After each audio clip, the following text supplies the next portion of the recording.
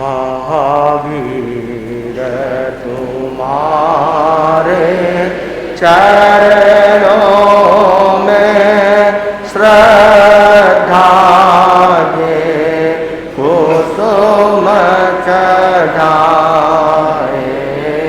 हम ऊँचे आदर सो अपना जीवन की ज्योति जगाए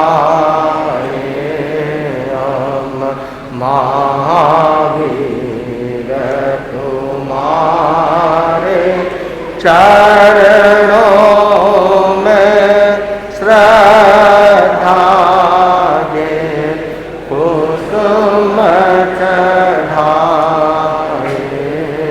हम गुरुदेव शरण में लीन रहे निर्भीक धर्म की बाट गए आगे चल दिल सत्य अहिंसा का दुनिया को सुपथ दिखाए हम महावीर तुम्हारे चरणों में श्रद्धा ये कुसुम चढ़ाए हम प्राणी प्राणी समत्र सजे शाम सर अभिमान तले कहनी करने एक सार बना तुलसी तेरा पथ पाए हम महावीर चरणों में श्रद्धा के कुसुम चढ़ाए।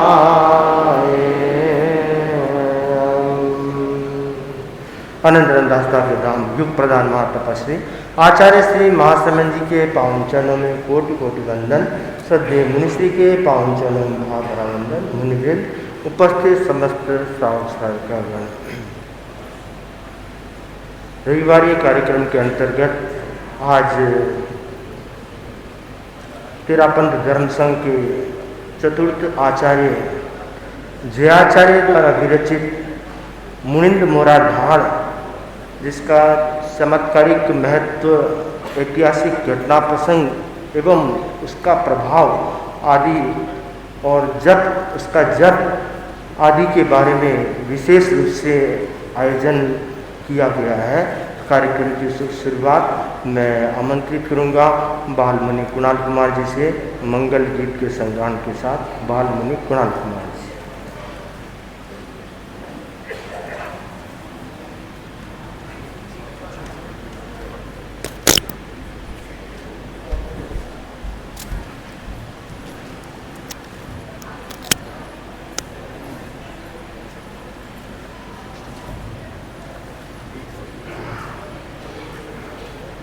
परम पावन परम श्रद्धेय आचार्य प्रवर श्री चरणों में वंदन। श्रद्धास्पद मुनीश्वर के चरणों में वंदन। अयि भिक्षु तव चरणों में, अयि भिक्षु तव चरणों वंदन बारंबार। भक्तों के भाग्य विधाता कर दो तुम बेड़ा पार, कर दो तुम बेड़ा चरणों में, ऐ भिक्षु तव चरणों वंदन है बारंबार। भक्तों के भाग्य विधाता कर दो तुम बेड़ा पार, कर दो तुम।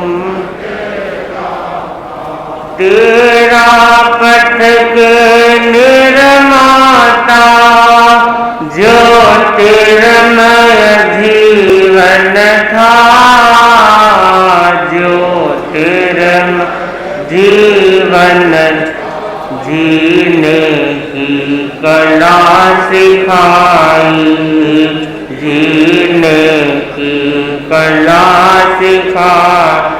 बन समक तक दातार, भक्तों के भाग्य विधाता कर दो तुम बेड़ा पार, कर तुम बेड़ा।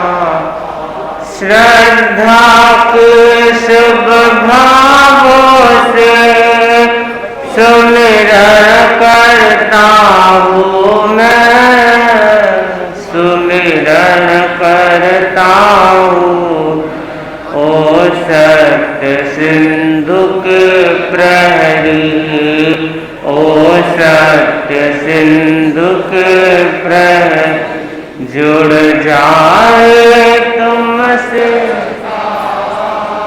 भक्तों के भाग्य विधाता कर दो तुम बेड़ा पार, कर दो तुम बेड़ा। कष्टों की रातों में भी तेरा ही आश्रय है, तेरा ही आश्रय।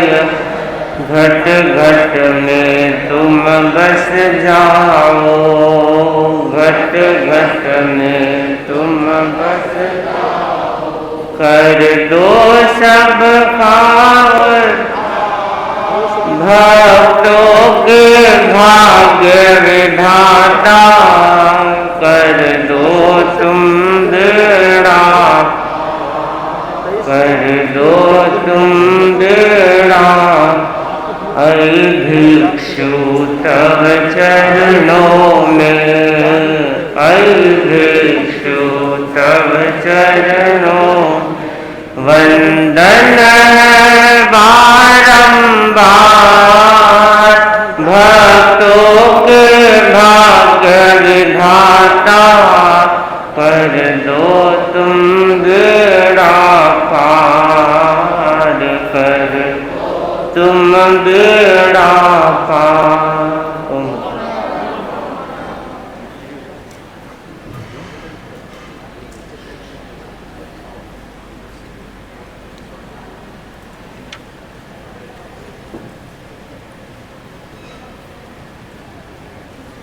मंगल नवरात्रि के साथ रविवार के कार्यक्रम है। रविवार कार्यक्रम में पूरे क्षेत्र प्रमुखता से इस साल कार्यक्रम को सुनने के लिए उपस्थित होने का प्रयास करते हैं। और साथ में आज जब का जो प्रोग्राम साथ में है आरोग्य का, तो मेरा आग्रह है कि जो लोग बिना कुर्सी बैठ सकते हैं तो प्रयास करें जब काल में नीचे बैठ करके आसन के साथ जब करने का प्रयास। जो बैठ सकते हैं कोई नियम नहीं है, जबरदस्ती नहीं है, जिनकी अनुकूलता है नीचे बैठ कर सकते हैं, नीचे बैठ कर करने का प्रयास करें, जिनकी अनुकूलता है।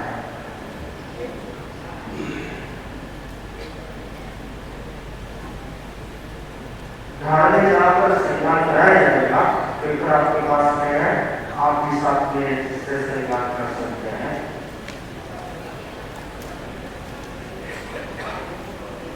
बताया गया है 4 बातों से गुण का विनाश होता है। हर व्यक्ति के जीवन में कुछ न कुछ गुण अवश्य होते हैं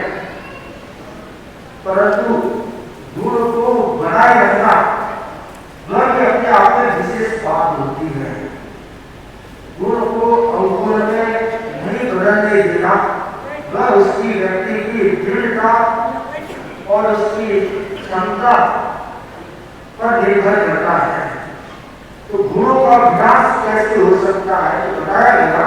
सबसे पहली बात बताई गई है कि क्रोध से गुण का विकास होता है। व्यक्ति के जीवन में बहुत सारे गुण है, परंतु क्रोध बहुत आता है, क्रोधी स्वभाव है, तो धीरे धीरे उसके गुण हीन हो जाते हैं। वह व्यक्ति अपने गुणों को कम करता चला जाता है। क्रोध से बचने का प्रयास करें। क्रोध सोने की थाली में पीतल की देग के समान है, बाकी सब कुछ अच्छा है, परंतु क्रोधी स्वभाव होने के कारण सारे गुणों पर ग्रहण बन जाता है। तो क्रोध से बचने का प्रयास करें, क्रोध को कंट्रोल करने का प्रयास करें। जहाँ क्रोध के निमित्त उत्पन्न होते हो तो निमित्तों से बचने का प्रयास करें। ये निमित्त से मुझे क्रोध आता है तो वे निमित्त नहीं मिलने से क्रोध का बचाव हो सकता है। संकल्प, व्यक्ति के मन में संकल्प होता है तो वह क्रोध से बच सकता है। संकल्प की भावना हो, मुझे क्रोध कम करना है, मुझे क्रोध पर काबू करना है, मुझे क्रोध पर विजय प्राप्त करना है। संकल्प शक्ति जिसकी प्रखर होती है वह क्रोध पर विजय प्राप्त कर सकता है। क्रोध पर विजय प्राप्त करने के लिए संकल्प के साथ कुछ न कुछ त्याग प्रत्याख्यान का भी विकल्प हो कि अगर मुझे क्रोध आया तो मैं दूसरे दिन नमक नहीं खाऊंगा, अगर मुझे क्रोध आया तो मैं दूसरे दिन चीनी नहीं खाऊंगा। इस प्रकार स्वयं को प्रायश्चित देने से या स्वयं को दंड देने से धीरे धीरे व्यक्ति भीतर से जागृत होता है और क्रोध को कंट्रोल में करने का प्रयत्न करता है। क्रोध को कम करने के लिए अपना अवलोकन करना जरूरी है। रात को सोने से पहले अवलोकन करें कि आज मुझे कितनी बार क्रोध आया और कितनी बार क्रोध क्यों आया। कितनी बार मैंने अनावश्यक रूप से क्रोध किया, अपेक्षा नहीं की, फिर भी क्रोध किया। इस प्रकार जो अपना अवलोकन करता है वह धीरे धीरे क्रोध को कम करता चला जाता है। तो क्रोध के छूटने से व्यक्ति के गुणों की वृद्धि होती है, गुण दृश्यमान बनते हैं और अवगुण दिखाई देना कम या बंद हो जाता है। कई बार होता है कि एक अवगुण सारे गुणों को ढंग देता है, तो ये बड़ा अवगुण है, इस अवगुण को कम करने का प्रयास करें। दूसरा जो बिंदु बताया गया है वह असहिष्णुता से गुण का विनाश होता है। असहिष्णुता बहुत अधिक होती है तब व्यक्ति की लोग इज्जत करना कम कर देते हैं, उससे बात करना कम कर देते हैं। ये व्यक्ति थोड़ी सी बात सुनकर के असहिष्णु बन जाता है तो इससे क्या बात करें, इसको इज्जत क्यों दें। असहिष्णुता, असहिष्णुता न बने, सहिष्णुता का भाव बना ले। धर्म हमें ये संदेश देता है कि सहिष्णु बने। हर व्यक्ति का अपना अस्तित्व है, इस जीव जगत में सभी जीवों का अपना अस्तित्व है, सभी अपने अपने ढंग से जीते हैं। तो मैं अपनी सहिष्णुता को मैं अपनी सहिष्णुता बनाए रखूं। तो जो सहिष्णुता को बनाए रखता है वह अपने गुणों के विनाश से बच जाता है, और जो सहिष्णुता को बनाए नहीं रखता है, असहिष्णु बन जाता है, तो वहां पर उसके गुणों को दीमक लगने लग जाती है। तीसरी जो बात बताई गई है वह अकृतज्ञता, कृतज्ञता का भाव जिस व्यक्ति के भीतर होता है वह व्यक्ति अपने रिश्तों को मधुर बनाए रख सकता है। और जहाँ कृतज्ञता नहीं होती है वहां पर व्यक्ति नजदीक के लोगों को भी दूर बना देता है, उससे दूरी बना देता है। तो कृतज्ञता का भाव व्यक्त करें, कोई छोटा सा भी काम करे, कोई छोटा सा भी सहयोग करे, उसके प्रति आभार व्यक्त करने का प्रयास करें। इस व्यक्ति ने मुझे सहयोग किया है, ये धन्यवाद का बात है। कृतज्ञोस्मि हमारे यहाँ बोला जाता है, कृतज्ञोस्मि, कृतज्ञता व्यक्त करता हूँ, आभार व्यक्त करता हूँ। तो कृतज्ञता व्यक्त करने का जो गुण है वह व्यक्ति को सौजन्यशील कराता है, और जो कृतज्ञता व्यक्त नहीं करता है वह व्यक्ति अपने आप में कठोर बन जाता है, अकृतज्ञ बन जाता है।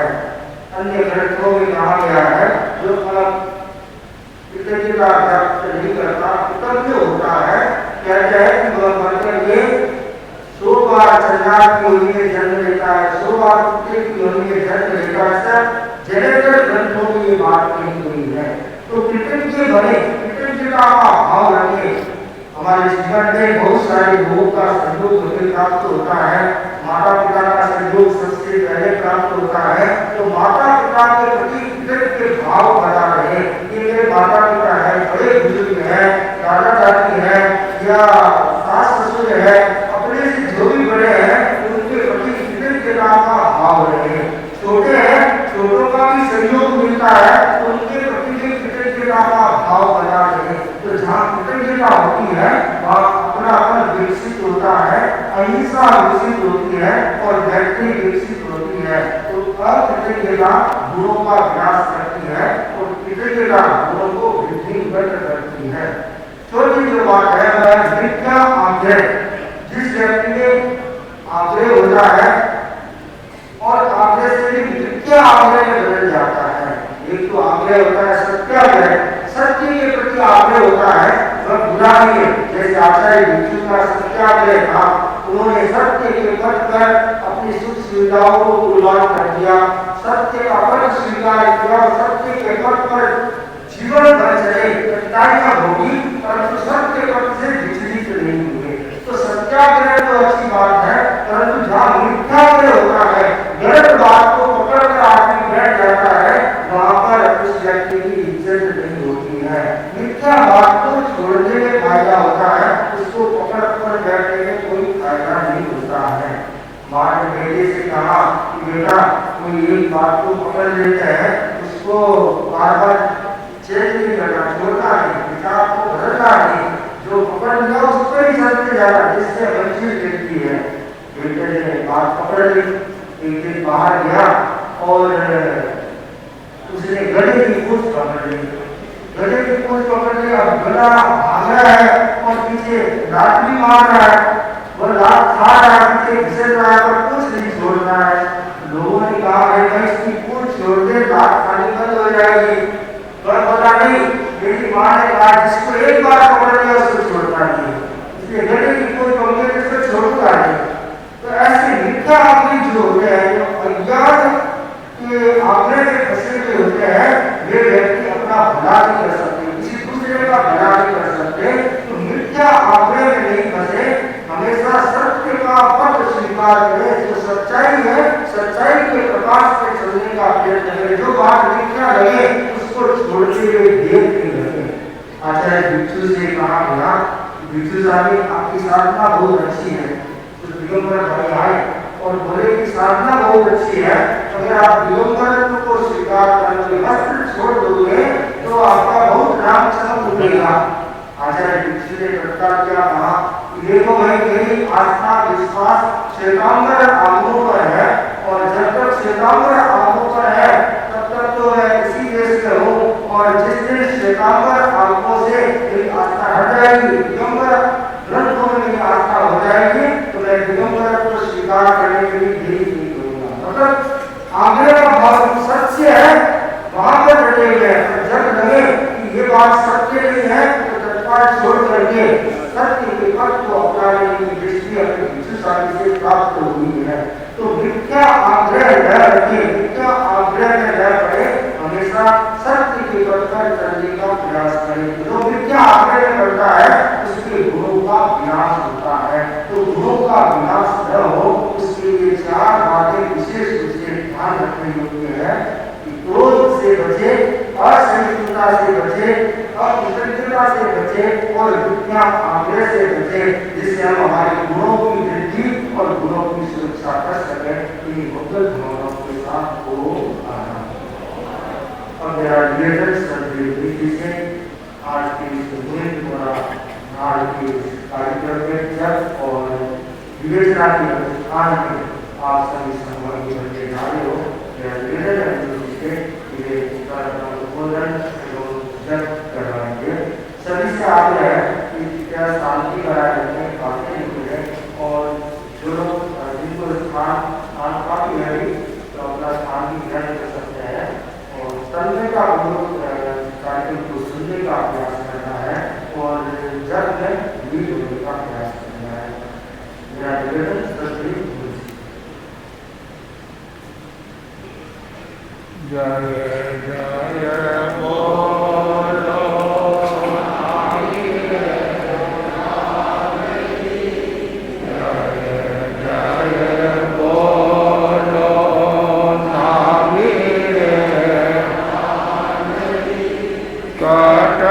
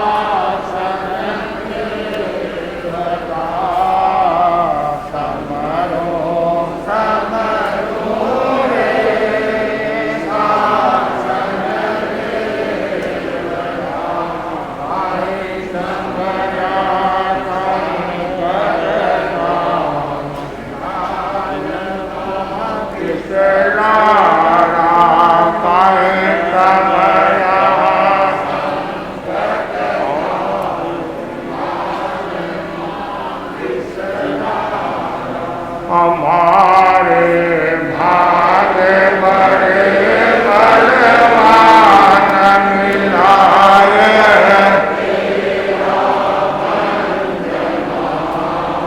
कर निज कल्याण मिला,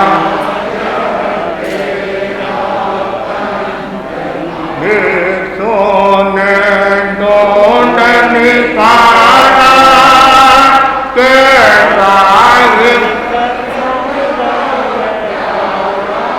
आला धार्मिक जग के शान मिलाए, तेरा हमारे भाग्य बड़े बलवान,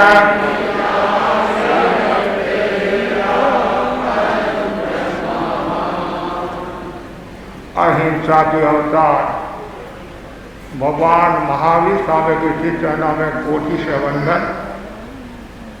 योग प्रदान आचार्य श्री महासमुद्र के श्री चरणों में कोटि से वंदन। मुनिवृंद, उपास्य धर्म प्रेमी भाई और बहनों, रविवारी प्रवचन के अंतर्गत आज का जो विषय है बहुत महत्वपूर्ण विषय है, मुनिंद मोरा ढाल का महत्व है। भगवान महावीर की वाणी है, पर्क मेजा तव संज ममी, मुनि संयम और तप में पराक्रम करें। जैन शासन का धार्मिक संगठन है तेरापन। तेरापन धर्म संघ एक अनुशासित, मर्यादित, संयमित, व्यवस्थित, समृद्ध धर्म संघ है। इस धर्म संघ के सर्वे सर्वा संस्थापक, प्राण देवता, जन जन के नायक आचार्य भिक्षु हुए हैं। उत्तरवर्ती आचार्य परंपरा में दूसरे आचार्य भारमली स्वामी हुए और तीसरे आचार्य रायचंदी स्वामी हुए और चौथे आचार्य जीतमल जी स्वामी हुए। आचार्य जीतमल जी स्वामी मारवाड़ के थे, रोहित ग्राम के थे। पिता का देहावसान के बाद पूरा परिवार किशनगढ़ आ गया। आचार्यों और साधु संतों के योग से मन में वैराग्य का भाव प्रस्फुटित हुआ। संसार की नश्वरता को देखकर पूरे परिवार ने दीक्षा स्वीकार की। परिवार में जितने सदस्य थे, 3 भाई और 1 मां, और बुआ ने आचार्य भिक्षु के शासनकाल में विक्रम संवत 1844 में दीक्षा ली थी।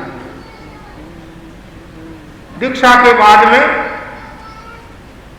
आचार्य भारमली स्वामी की परम कृपा से ऋषि राय द्वारा दीक्षित हुए और हेमराजी स्वामी के पास में 12 वर्ष रहे। जैन आगमों का तलस्पर्शी अध्ययन किया। विनय समर्पण से ओतप्रोत और जयाचार्य धर्म संघ के एक विशिष्ट, विलक्षण, अद्भुत, अनुपम, अद्वितीय आचार्य हुए हैं। वे विधि वेता थे, तत्व वेता थे, आगम वेता थे, इतिहासकार थे, प्रवचनकार थे और समयज्ञ थे। उन्होंने करीबन 3.5 लाख पद्यों की संरचना कर राजस्थानी भंडार को समृद्ध किया। और उनके जीवन में अनेक उतार चढ़ाव भी आए, कष्ट भी आए, लेकिन हंसते हंसते उन्होंने सहन किया। और स्वामी जी के प्रति अगाध श्रद्धा थी, अगाध भक्ति थी। कोई भी बात होती, स्वामी जी, स्वामी जी, स्वामी जी।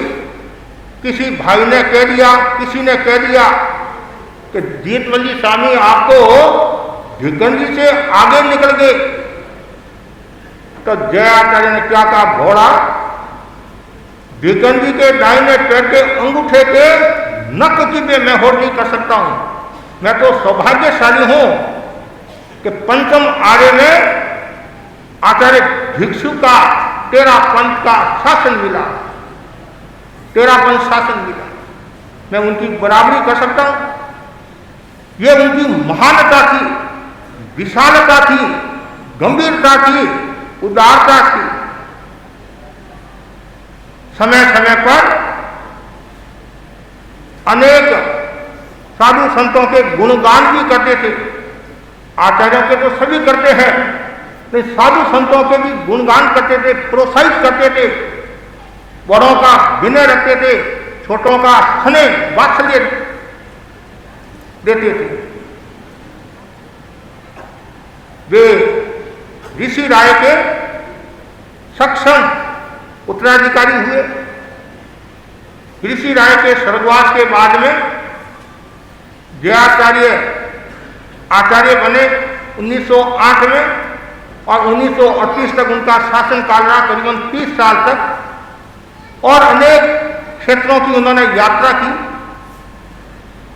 जब जयाचार्य अपनी शिष्य मंडली के साथ धवल सेना के साथ में विदासर चातुर्मास किया, विक्रम संवत 1914, और विदासर भक्ति वाला क्षेत्र है, दृढ़ क्षेत्र है, रजपूती वाला क्षेत्र है। ठाकुरिया बोलते हैं, ठाकुरिया रजपूती वाला क्षेत्र है। और वहां के जुजारू श्रावक भी हुए हैं, विशिष्ट श्रावक भी हुए हैं। कुछ ऐसे श्रावक थे जो देवताओं से भी उनका संपर्क था, इष्ट कह दो इष्ट, और समय समय पर दशाव होता और जयाचार्य को निवेदन भी करते। एक बार वहां के श्रावक नगराजी बेंगानी ने जयाचार्य को निवेदन किया कि 4 कोष में के भीतर में 4 कोष में भावी आचार्य मतलब अष्टमाचार्य का जन्म हो गया। अब बोलो आप वहां के श्रावक और जयाचार्य की एक शब्द में कहूं तो कर्म भूमि भी मैं कह सकता हूं, मगवागणी की जन्म भूमि, गुलाब शक्ति की जन्म भूमि और अनेक पवित्र आत्माओं की जन्म भूमि, और अनेक साधु साधियों ने वहां समाधि मरण किया, मतलब देवलोक गमन को प्राप्त किया। मातुश्री छौगा जी, वदना जी वर्षों तक फिरवासिनी के रूप में वहां रहे, और धर्मसंघ की टॉप की साधवियां विदासर में रही और विदासर को शक्ति संपन्न बनाया। पुराने समय में फाटकाभूत होते थे और प्राय सभी क्षेत्र चपेट में आ जाते थे, लेकिन विदासर का भाग्य था, मातुश्री छौगाजी आदि साधियों के योग से वो क्षेत्र बच गया, ऐसा मैंने सुना था। और आज भी ये जो विदासर है श्रद्धा भक्ति से कम नहीं है, और आचार्यों के कितने चातुर्मास हुए हैं, कितने मर्यादा महोत्सव हुए हैं। ऋषि राय ने 2 चातुर्मास किए, जयाचार्य ने 8 चातुर्मास किए, मगवागणी ने 3 चातुर्मास किए, माणागणी ने 1 चातुर्मास किया, दालगणी ने 2 चातुर्मास किए, कालूगणी ने 4 चातुर्मास किए और तुलसी गणी ने 3, और महाप्रज्ञ जी ने 1 किया नहीं, पक्की बात 1, और महासमन जी घोषणा किया। हाँ, अब घोषणा करने वाले हैं, घोषणा किया मतलब चातुर्मास की घोषणा करने वाले हैं और तारीख भी बता दी है आपको। अब बोलो, ऋषि राय से लेकर महाप्रज्ञ जी तक सभी आचार्यों के चातुर्मास हुए। और ऐसे आपको यह भी बताना चाहूंगा, आज हमारे विदासर के काफी लोग भी संभव से आए हुए हैं। प्रसंगवश जब विदासर के श्रावक व्यापार की दृष्टि से पाली जाते थे तो किसी ने कहा यहाँ 13 पंथ के तीसरे आचार्य रायचंद जी स्वामी विराज रहे हैं, दर्शन किए, और उस समय वहां थड़ी में थोड़ी समस्या थी, यति लोगों को लेकर कुछ नाराजगी भी थी और अवसर ढूंढ रहे थे, योग मिला और महाराज हमारे क्षेत्र में भी आप पधारो। ये विदासर के श्रावकों ने, बेंगाली परिवार के श्रावकों ने अर्ज की। योग ऐसा हुआ, ऋषि राय ने पहले अपने संतों को भेजा, क्यों कोई भी क्षेत्र में जाना होता है तो पहले निरीक्षण, क्यों स्वास्थ्य दृष्टि, साधना दृष्टि कई बातें देखनी पड़ती हैं। तो वहां जाकर संतों ने, ईश्वर जी स्वामी आदि कई संत गए और कहा क्षेत्र हमारे अनुकूल है, सादा जीवन वाला, मोटा धान वाले हैं, मोटा कपड़ा वाले हैं, कहने मतलब सीधा साधा है और हमारे अनुकूल है। तब ऋषि राय थड़ी क्षेत्र में पधारे। ऐसे तो भिक्षु स्वामी पधारे थे तो कुछ समय के लिए, लेकिन मूल थड़ी क्षेत्र जो आज जो ये है कि ऋषि राय की देन है। फिर आचार्यों का तो खूब कृपा रही है। तो ऐसे ये विदासर, और आज भी मैं विदासर के श्रावकों को देखता हूं और कुछ लोगों में बहुत भक्ति है, भावना है, हमारे से परिचय भी है। तो आज विदासर और ऋषि राय के बाद में जयाचार्य ने 8 चातुर्मास किए, उनमें एक चातुर्मास है विक्रम संवत 1914 का, और वहां विराज रहे हैं। श्रावण का महीना पूरा हुआ, भाद्र का महीना पूरा हुआ, आशोज का महीना पूरा हुआ। जयाचार्य पहले पंचायती नौरा, जो आज वर्तमान में ओसवाल भवन है, पहले ये शुक्र भवन भी था बाद में ये पंचायती और फिर ओसवाल भवन, ये पुरानी बात है। और वहाँ बंगालियों की पौड़ और गंभीर मल्ली की हवेली, बाद में कार्तिक महीने में वहाँ से ट्रांसफर कर वहाँ गंभीर मल्ली की हवेली, तो वहाँ छोटी छोटी और पौड़ है, पौड़ में भी अनेक हवेलियाँ, उनमें एक गंभीर मल्ली की हवेली है। वहाँ जयाचार्य का पदार्पण हुआ और उस समय उनके साथ में 15 संत और 51 शादियाँ थी। पुरानी पौड़ एक मोहल्ला और वहाँ हवेलियाँ, उनमें गंभीर मल्ली का भी एक मकान हवेली, और आराम से रह रहे हैं। अभी वर्तमान में ये मान मल्ली की, वर्तमान में मान मल्ली की, गंभीर मल्ली उल्लास मल्ली बेंगानी वर्तमान में मान मल्ली की है। और हवेली के पीछे सालों में जो स्थान है वहाँ विराज रहे हैं। और कार्तिक महीने के जो अवशिष्ट जो दिन वहाँ एक घटना घटती है। और जयाचार्य शुरू से ही साधना प्रिय थे, योग साधना करते थे, ध्यान भी करते थे, स्वाध्याय भी करते थे। और पश्चिम रात्रि जो सुबह 4-5 बजे का जो समय, उसमें हजारों पद्यों का वो स्वाध्याय करते थे, ध्यान करते थे। और कब उनका ध्यान लग जाता पता नहीं चलता। इधर ध्यान करे हैं और इधर क्या होता है, अचानक जो घटना घटनी है, कर नियति को जो मंजूर होता है, अंगारा की वर्षा शुरू होने लगी।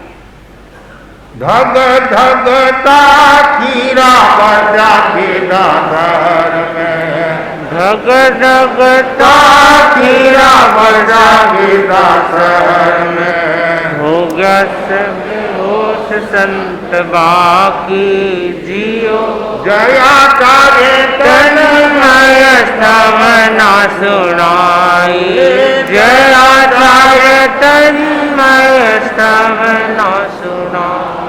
मुनिंद मोरा ठान आज साथी जियो, भिक्षु भिक्षु भिक्षु मारी आत्मा पुकार, भिक्षु रो साधो पढ़ो कायो जियो।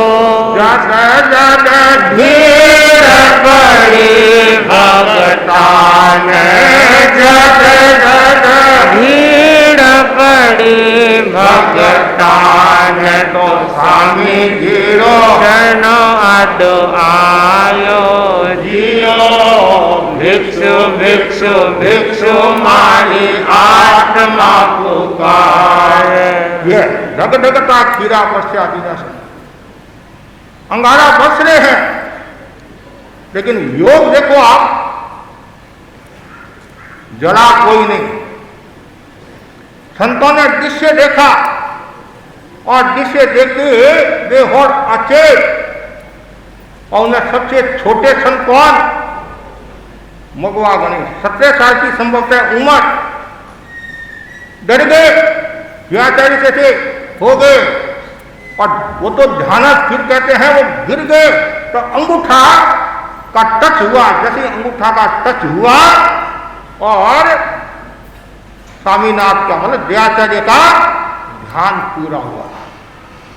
ये क्या, जयाचार्य तो जयाचार्य थे, उनको तो आभास होता था, देवता उनकी सेवा में रहते थे, शक्ति संपन्न थे। जयाचार्य ने ये सब देखा और देखी तत्काल तन्मय होकर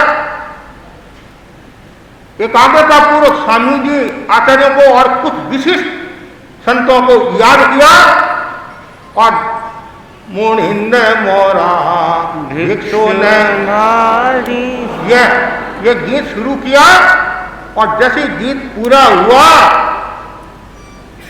अंगारे बरसने बंद। सब संत अचेत जयाचार्य को छोड़कर, मालिक यदि अचेत हो जाता है तो मुश्किल हो जाती है। मालिक तो मालिक होता है, संग की चिंता करने वाला होता है। वे संघ वे समाज भाग्यशाली हैं जो ऐसे मालिक मिलते हैं और ऐसे अधिशास्ता मिलते हैं। इधर शादी प्रमुख का, उसमें शादी प्रमुख का नाम नहीं था, सदा सती, मां सती, सदा सती ने सुबह शादियों को सूचना दी कि आचार्य के वहां अंगारे बरसे हैं। साध्वियों ने पूछा, आपको कैसे पता चला? आपको कैसे पता चला? ये भी एक प्रश्न है। अब रात को कौन व्याचार्य तो करने के लिए आए नहीं, क्या और किसी को पता भी नहीं, कि तो पश्चिम रात्रि की बात है। फिर बाद में धीरे धीरे प्रतिगमन का समय हुआ, प्रतिलेखन का समय हुआ, तो साथियों को पहले कह दिया फटाफट सब तैयार हो जाओ, संतों के ठिकाने जाना है। पूरे गांव में हलचल, ये क्या, ये क्या, ये क्या, ये क्या। एक बार भय तो सबको लगता नहीं, समाज भी भयभीत होता है, और वो भी यदि आचार्यों के तकलीफ होती है, साधु संतों के तकलीफ होती है, तो सबके मन में एक वो भाव रहता है, क्या हुआ, क्या हुआ, क्या हुआ। ऐसे करते करते साधुआ सूर्योदय से पूर्व, ये हमारा नियम है, कि हमारी परंपरा है, और साध्वी जी वहां पधारे और सब देखा, और सब ऐसी स्थिति में तत्काल साथियों ने क्या किया, जोड़ी होती है, जोड़ी में संतों को डालकर और दूसरी जगह उस स्थान को छोड़कर दूसरी हवेली में वहाँ साधियाँ उनको संतों को ले जाती हैं, और वहाँ जाने के बाद में संत भी सचेत हो जाते हैं, होश में आ जाते हैं। सब ये देखा। गांव में एक ही प्रश्न, साध्वी सदारा जी को कैसे पता चला? फिर कुछ बूढ़े जो लोग थे, वृद्ध लोग थे, अनुभवी लोग थे, हो सकता है कोई देवता ने आकर कहा होगा, देवता ने आकर कहा होगा। और ऐसा कहा जाता है, जो सतीदास जी स्वामी के बारे में बताया जाता है, इसमें दो बातें आते हैं। अमित चंद जी स्वामी का नाम, लेकिन मुख्यतः इतिहास शोध के अनुसार सतीदास जी पूर्व भाव में पिता थे, और वो आकर सदारा जी को बातें बताते थे, और सदारा जी व्याचार्य को बातें बताते। तो हो सकता है उन्होंने ये प्रीत निभाई हो और कहा हो, ऐसा भी उल्लेख आता है। और ऐसा भी कहा जाता है, ये जो सतीदास जी के माध्यम से व्याचार्य कीर्त, दीप, यश और जय दस कर्म की रचना आधार भी यही बताते हैं कि देव प्रयोग द्वारा सदा सती को बताया जाता, और सदा सती व्याचार्य को बताती थी। यह सब हो गया, सचेत हो गया। अब यह प्रश्न खड़ा होता है, ये अंगारे कैसे बरसे? ये भी प्रश्न तो होते, कभी कभी ये घटना कैसे घटी, ये मकान कैसे गिरा, ये ऐसा कैसे हो गया, ये आदमी नीचे कैसे गिर गया। प्रश्न तो होता ही नहीं कि भाई पैर फिसल गया पानी के कारण, मकान ये जो नींवें कमजोर होगी, ईंटें कम होगी उसके कारण, तो वैसे ये भी एक प्रश्न है। तो ऐसा कहा जाता है, बिलारा का सेवक जो होते हैं, गांव गांव घूमते हैं और पैसा भी लेते हैं। उनकी जो विधि है, विरुदावली बांटते हैं, सब पोता बताते हैं, दादा परदादा लदादा, फिर प्रशंसा करते हैं, और वो अपना एक रोजी रोटी का साधन है, या एक परंपरा समझ लीजिए, कुछ भी। अनेक गांव में घूमता घूमता विदासर आया, और विदासर समृद्ध क्षेत्र, केवल धार्मिक दृष्टि से नहीं, सामाजिक दृष्टि से भी विदासर का एक नाम, और आर्थिक दृष्टि से भी एक विदासर का नाम। बड़ी बड़ी हवेलियां, हम भी विदासर गए हुए हैं, कई बार गए हुए हैं, आचार्य के साथ भी गए हुए हैं। तो उसने सब देखा, देखने के बाद में वह सेवक था, एक दुकान पर पहुंचा, और दुकान के जो लोग थे उन्होंने इतना महत्व नहीं दिया। कहा हम तो युवक हैं, या तो सेठ लोग हैं नहीं हैं, अब पंच के पास में जाओ तो पंचों के पास में कहाँ है, आगे दुकान है, तो पंचों के पास आए, पास दुकान में पंच थे नहीं, मुनिम थे, और मुनिम ने उनका सम्मान किया। आप हमारे मेहमान हो, कहीं सेठ है वो यहाँ नहीं है, बाहर गए हुए मतलब, तो आप ऐसा करो, आगे पंच के ऊपर सीधे पंच होते हैं, सीधे पंच होते हैं, वहाँ जाओ, वो आपकी अच्छी व्यवस्था कर देंगे। वहाँ गए तो वहाँ के जो मुनिम आदि बोले यहाँ सेठ नहीं है, यहाँ पूजी महाराज आए हुए हैं, तेरापन धन संघ के चतुर्थ आचार्य जीतमली स्वामी आए हुए हैं, और जबरदस्त है, मतलब गुणगान किए। सारे श्रावक वहां गए हैं, आप वहां पधारो, जल्दी पधारना, जल्दी पधारना, आप देरी मत करना, कदमात मत करना, व्याख्यान पूरा हुआ फिर आपको कुछ मिलने वाला नहीं है। कभी कभी लोग भी देखते हैं जब परिषद होती नहीं उस समय घोषणा करते हैं कि उस समय घोषणा करेंगे उस समय ये मिलेगा, खाली घर में घोषणा करने से कुछ मिलने वाला नहीं है, ऐसा भी होता है। वो भी अवसर देखते हैं तो उन्हें 5 बार एकदम कपड़े व्यवस्थित करके और जैसी प्रवेश किया, अब परीक्षा, वो भी देखते हैं, वाह आप तो नियाल हो गया, मैं तो खूब धनवान मिलेगा। और परिषद को चीरता हुआ व्याचार्य के पास, इधर तो व्याख्यान चल रहा है, सरस व्याख्यान, धर्म देशना भरवा रहे हैं, लोगों को तारे हैं, और बीच में ये सेवक जी आ गए और व्याचार्य की खूब प्रशंसा की। ये तो होता ही है, गुरुदावली बाची, व्याचार्य की प्रशंसा, ऐसे वैसे ये वो, और कहा आपकी एक कृपा दृष्टि हो जाए, आप थोड़ा श्रावकों को कह दो तो हमारा काम हो जाएगा। देखो सेवक को ये पता नहीं कि साधुओं की क्या मर्यादा है। कभी कभी आप हमारे कदम थोड़ा सा इशारा कर लो, थोड़ा सा इशारा कर लो, क्यों डुबोते हो, हाँ महाराज ये वो संपन्न, आप थोड़ा हल्का कह दो नहीं, आप कि सभा बहुत बन रहा है, आप जैसे श्रावक नहीं आगे आएंगे तो कैसे काम होगा, ऐसे भी कभी कभी। लेकिन विवेक रखना चाहिए कि साधु की भी मर्यादा है, हमारे दोस्त नहीं लगे, और आपको भी ध्यान रखना चाहिए। तो खूब इतने में क्या होता है, अब वहाँ युवक भी थे, अब वृद्ध लोग तो फिर भी सहज कर देते हैं, युवा लोग होते हैं तो जोश तो होता है, होश नहीं होता है। युवाओं में जोश होता है, लेकिन बूढ़ों में होश तो है, जोश नहीं है। लेकिन इसलिए समझना जरूरी है। एक युवक ने क्या क्या न जाने क्या भावना आई, कपड़ा पीछे खींचा, बस हो गया, सेवक ही हो गया, बैठ जाओ बैठ जाओ बैठ जाओ। अब इंदिरा का भी उसको गुस्सा आ गया, स्वाभाविक नहीं, और खूब फिर ऐसे करते करते और भी झपटा गिनती शुरू होगी और सब कुछ शुरू हो गया। आखिर करते करते समस्या हो, सेवक बोला देख लेना, युवक बोले तू देख लेना। देखो जब आदमी आवेश में होता है, जोश में होता है, तो उसमें भान नहीं रहता है। लेकिन ज्ञानी जन कहते हैं विवेक भी रखना चाहिए, लेकिन कभी कभी आदमी भूल भी जाता है। और ऐसा माहौल हुआ, लड़ाई झगड़ा हुआ, और वह बकता हुआ जा रहा है, और खूब विरासत के बारे में उल्टा सुल्टा बोल रहा है, ज्याचार्य के बारे में बोल रहा है।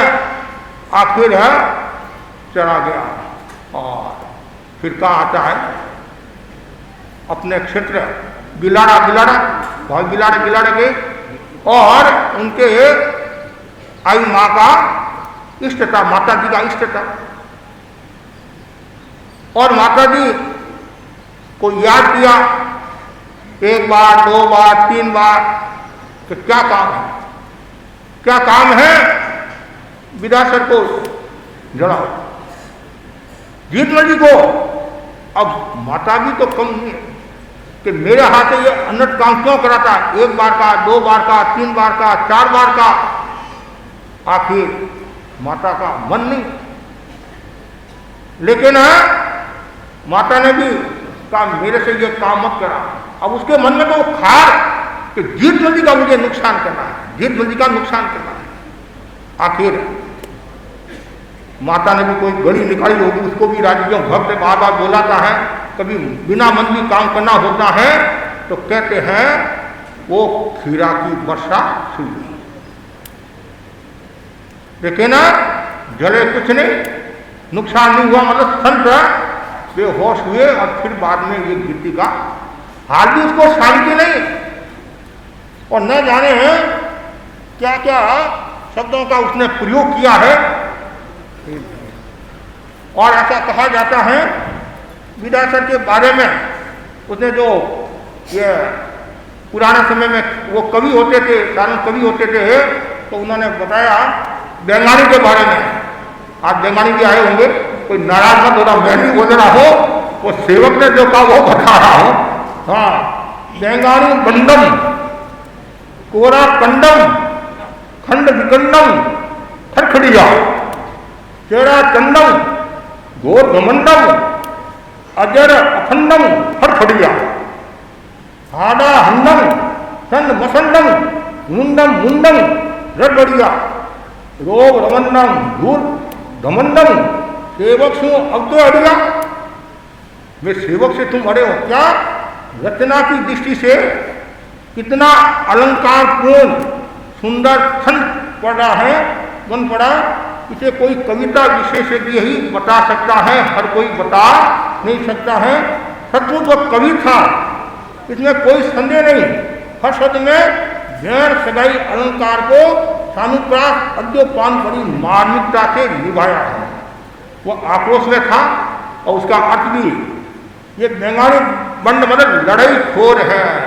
तो वहाँ विद्याधर में बेंगाली ज़्यादा है, एक एक क्षेत्र में नहीं। जैसे सदाशहर में एक जाति है, रतनगढ़ में बैज है, कहीं सेठिया है, कहीं खटेर, ऐसे अलग अलग ऐसे। जिस गांव में ज़्यादा, डूंगरगढ़ में उगलिया से, गंगासर में चोपड़ा, और भी जातियाँ खूब है, लेकिन कुछ फेमस है वहाँ के श्राव कुछ फेमस हुए तो उसके नाम से। और कोरे टिके काटे हैं, इनके ये खंड महल खंडित होकर खड़खड़ा गए, हिल गए हैं। ये तेरा एक जाति के भूत जैसे चंड है, अति घमंडी है, अजरमती है, केवल अखंड बाह्य आडंबर से फड़फड़ाहट दिखाते हैं, और हाड़ा कुओं के पानी पीने की हंडिया जैसे दूर से ही त्याज्य है। केवल खा पी कर खंड मसंड हुए फिरते हैं, जो रुंड मुंड सन्यासियों की तरफ रग बढ़ते धक्के खाते इधर उधर फिर वे हैं। इसका रोग दबाव धूली दूसरी दुआ समझो, क्योंकि अब की बात ये मेरे सेवक से अड़े, मेरे से अड़े हैं। ऐसी मतलब इतना उनके मन में वो दुर्भावना, और उनके बारे में और भी काफ़ी अलग अलग कृतियों में भी कई चीज़ें मिली हैं, अलग अलग श्रावकों के मुंह से भी बातें मिली हैं। तो ये है, फिर बाद में आखिर जाते जाते वह 2 कदम रुका, पीछे मुड़ा और एक आंसू कविता फिर बोल गया। मैं देखिया है कहीं कहीं करड़ा, श्यामी सरड़ा, जोगी जरड़ा, ठाकर ठहरा, भोपा भरड़ा, अरड़ा बरड़ा केड़ा करड़ा। मतलब कैसे शब्दों का सानुप्रास है। नीरा निसरना, घर घर बार बिछा यूं खरड़ा, गली गली में कद्दू मरड़ा, पोलंग पोल छपाद यूं सरड़ा, उज्जर कद्दू सारो गांव, तो दूजो सेवक मारो ना। जब तक मैं इस काम को उजाड़ मतलब एकदम खत्म नहीं करूं, और भी न जाने इसने क्या क्या कहा। बीच बचाव करने वाले लोगों ने हाथा जोड़ी कर मीठा मीठ को वहाँ भेजा, और फिर वापिस वो कहाँ आता है, ये घटना तो घट गई। अब ऐसे करते करते भूखा प्यासा, रोटी भी नहीं, और बिला आया, वहाँ भी लोगों ने इतना सम्मान नहीं दिया। और फिर वहाँ क्या होता है, पंडित जी दूसरे रख दिए, पुजारी दूसरे रख दिए, तो ऐसे लोग भूखा फिर ये कौन है हमारे को रखा। और उसको पता नहीं था पहले, उस पुजारी ने कहा आप ध्यान रखना मैं तो जा रहा हूँ। तब ये सारी बात हुई। अब आखिर गुस्सा इतना आया उसको, करूँ क्या, क्षेत्र का नुकसान तो कर दिया, मतलब व्याचार्य का भी मतलब जो करना था। अब उसके मन में वो पुजारी और गांव के लोगों के मन में भी घृणा का भाव पैदा हो गया कि मेरे स्थान पुजारी तो मैं हूँ, सारा सेवक मैं यहाँ का हूँ, सब सेवा मैं करने वाला हूँ, माता की सेवा मैं करने वाला हूँ, मेरी जगह दूसरा कैसे रख दिया। और गुस्सा आना स्वाभाविक है। ऐसे करते करते और भी गांव से छोटुदार सामग्री लेकर वो वहाँ पुजारी के रूप में वापिस माता के पास आता है और पूजा करता है। और माता को याद क्या काम है, क्या काम है। अब माता भी वो भी दुखी होगी थी, पहले तो इष्ट था थोड़ा मान, अब और माता क्या काम है कि अब आप बिलाड़ा को समाप्त करो। क्या कहा? बिलाड़ा को समाप्त करो। तो माता से भी रहा नहीं गया, देवी से भी रहा नहीं गया। पहले तुमने संतों के साथ ऐसा करवाया, विरासत के साथ ऐसा कराया, फिर ऐसा कि मैं करने वाली नहीं हूँ, तो करना पड़ेगा। कैसे नहीं करते आप? करना पड़ेगा आपको। मैं आपका भक्त हूँ, मैं आपकी सेवा करता हूँ। वो क्या काम है? ऐसे करते करते वो क्या चाहते हैं, क्या तू वरदान मांगता है? तो ऐसा कहा जाता है कि बस और कुछ नहीं, बिलाड़ो तो बाल भवानी, सेवक रो घर रख। बस उसका मतलब यह था, एक सेवक का घर रख और बाकी गांव को तू समाप्त कर ले। और वो माता जी जो देवी थी वो ऐसी खार खाई हुई थी, तो उसने क्या किया? सेवक के घर को तो राख कर दिया और पूरे गांव को सुरक्षित रखा। तो वापिस याद किया, कैसे याद किया? ये आपने कैसे? आपने उल्टा कर दिया। तुमने क्या कहा? सेवक घर राख कर, तो तुम्हारे घर का मैंने राख कर दिया। उन्होंने, वो जानते थे, उसने तो उस रूप में कहा है, तो उसको पानी पिलाना था, कुछ करना था। तो फिर ये आखिर कहते हैं रात में उसकी गति बहुत दुर्गति हुई, बहुत मतलब कष्ट में मृत्यु को प्राप्त किया। तो कहने का मतलब जो अन्याय करता है तो उसका परिणाम। लेकिन इस घटना से ऐसा बताया जाता है, पहली बात है किसी का तिरस्कार नहीं करना चाहिए। आपके द्वार पर कोई व्यक्ति आया है, आपकी इच्छा नहीं है देने की, तो कम से कम तिरस्कार नहीं करना चाहिए। और तिरस्कार का ये परिणाम, तिरस्कार का ये परिणाम है। और इधर तो ठीक है, व्याचार्य की साधना थी, स्वामी जी के प्रति आस्था थी, शास्त्र के प्रति आस्था थी, मुनियों को याद किया, ये सारा क्रम। अब वो जो दिन था, वो जो दिन था कौन था? कार्तिक शुक्ला दशमी का दिन था, दशमी का दिन था। और उस दिन ये रचना हाथों हाथी रचना की। और ये मुनिंद मोरा नाम क्यों रखा? आदि अक्षर मुनिंद होने के कारण इसका नाम है मुनिंद मोरा। जैसे भक्तामर है, आदि अक्षर भक्तामर होने के कारण भक्तामर कल्याण मंदिर से है, तो वैसे ये मुनिंद मोरा, ये मुनिंद मोरा का जो इतिहास है, ये इतिहास अपने आप में एक विशिष्ट है और अपने आप में एक शक्ति देने वाला है, प्रेरणा देने वाला है। और फिर आखिर में व्याचार्य भी वहाँ विधि संधि का जो घोड़िया वाला नौरा शुभ मंदिर है, वहाँ पधार गए। और फिर वहाँ चातुर्मास पूरा हुआ और बाद में जो व्यावृत प्रक्रिया होती है, तो ये इस प्रकार ये घटना, ये हम चमत्कारिक घटना कह सकते हैं। और व्याचार्य ने 3 जो विशेष जो गीतिकाएँ बनाई, विघ्न हरण की, वो भी उपद्रव हुआ तक बनाया।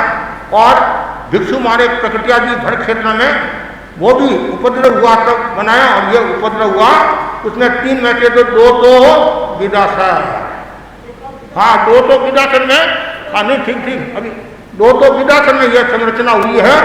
और विदासर वाले वो भाग्यशाली हैं और आचार्यों का, मुनियों का, साधु साधुओं का वहाँ प्रवास होता रहा है, छात्रावास होते रहे। तो आज ये जो मैंने घटना सुनी, अब तो मुनिंद मोरा की जो घटना है उनमें जो साधु साधुओं के विशेष नाम हैं, और आप कहेंगे सबको याद क्यों नहीं किया? तो कुछ कभी कभी ऐसा भी होता है कि समय पर जो नाम याद आ जाता है वो भी हो जाता है। और कुछ तो विशेष साधना करने वाले होते हैं, सेवा करने वाले होते हैं, तपस्वी होते हैं, दिन शासन की प्रभावना करने वाले होते हैं, और आचार्यों का जो दिल जीतने वाले होते हैं, तो उनका स्मरण भी किया जाता है, उनको याद भी किया जाता है। तो व्याचार्य ने ये जो गीतिका बनाई। और इसमें एक बात और भी आती है, ये तो सेवक की बात है। दूसरी बात ऐसा भी कहा जाता है, व्याचार्य जहाँ विराजे थे वहाँ भी एक वेंकट देव का स्थान था, तो वो स्वाध्याय आदि करते तो उनसे वो देवता कुपित रहता, देवता नाराज हो जाता, तो ऐसा भी कहा जाता है। तो उसने भी ऐसा, लेकिन मुख्य जो घटना वो सेवक वाली है, ऐसा कहा जाता है दोनों। तो ये घटना प्रचलित है। अब मुनिंद मोरा जो ढाल है उसका हम उच्चारण करेंगे, और साथ में जो विशेष घटनाएं हैं, समय की सीमा सारा दोस्तों ऐसी बदले, और समय की सीमा में संक्षिप्त में कुछ बातें मैं बताने का भाव रखूंगा। अब मुनि पुराण में नहीं, हाँ, और 2 पद्य शुरू करो। मुनिंद मोरा भिक्षु न भारी माल वीर गुयम सी जोड़ी रे स्वामी मोरा अटली भरी रे मोरा साम मुनिंद मोरा आप चाल विविध मर्यादा बांधी रे स्वामी मोरा निर्मली रे मोरा मुनिंद मोरा आप माही तथा गढ़ में जान शुद्ध संजम जानो तोरे स्वामी रही वो सही रे मोरा मुनिंद मोरा काका शो रहीवारा पचखाड़ बलि अनंत सिधारी साखरे स्वामी मोरा समरही रे मोरा स्वाम मुनिंद मोरा अवगुण बोलन त्याग गण अथवा बाहिर रे स्वामी मोरा बिहुतन रे मोरा स्वाम मुनिंद मोरा मुनिवर जे महाभाग ए मर्याद आराधरे स्वामी मोरा हित घन रे मोरा स्वाम मुनिंद मोरा तीज पट ऋषिराय खेत सीज सुखकारी रे स्वामी मोरा मुनि पिता रे मोरा स्वाम मुनिंद समदम उदरी सुहाय हे महजारी भारी रे स्वामी मोरा गुण रतारे मोरा स्वाम जय जश करण जिहाज दीप गणी दीपक सारे स्वामी मोरा महामुनि रे मोरा स्वाम मुनिंद मोरा गणपति न सिर ताज विदे क्षेत्र प्रगटिया रे स्वामी मोरा महाधुनि रे मोरा स्वाम अमीय चंद अनगार मासिर रागी रे स्वामी मोरा गुण नीलो रे मोरा स्वाम मुनिंद मोरा जीत सहोदर सार भीम जबर जय पारी रे स्वामी मोरा अति भलो रे मोरा स्वाम मुनिंद मोरा कोदर तपसी करूर राम सुख ऋषि रूढ़ोरे स्वामी मोरा राज तोरे मोरा स्वाम शिवदायक शिव सूर सती दास सुखकारी रे स्वामी मोरा गाज तोरे मोरा स्वाम उभय पितल वर्धमान साम राम युग बंधव रे स्वामी मोरा नेम सुर मोरा स्वाम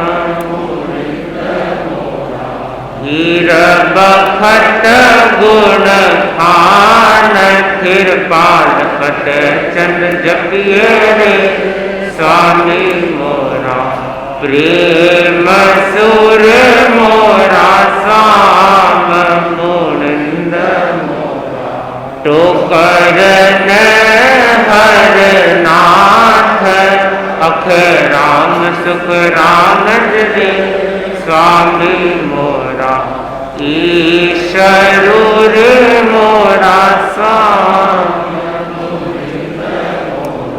राम शंभु शिव सार जवान मोती जाचारे स्वामी मोरा दमीश्वर मोरा साम मुनिंद इत्यादिक बहु संत बलगमणि सुखकारी रे स्वामी मोरा दीपति रे मोरा साम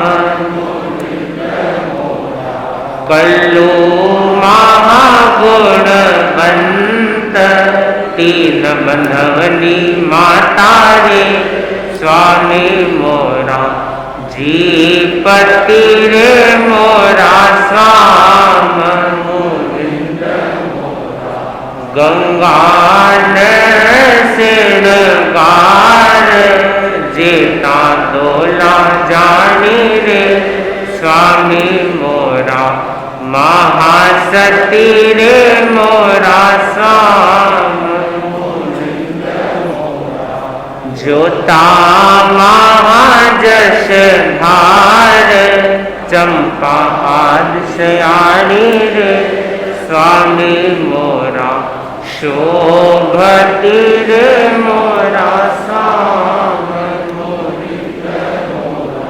शासन महासुख पार अमर सुरी अधिष्ठायक रे स्वामी मोरा दायकार मोरा साम